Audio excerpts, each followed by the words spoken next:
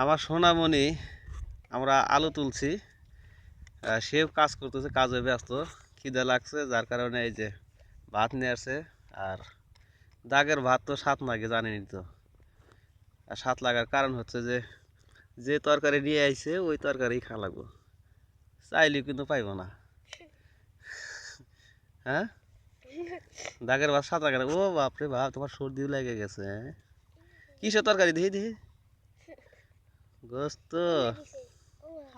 খাও, তুমি খাও বেশি করে, আমাকে একটু দিবা। হ্যাঁ, এই যে আর মাকেও দেখাই একটু,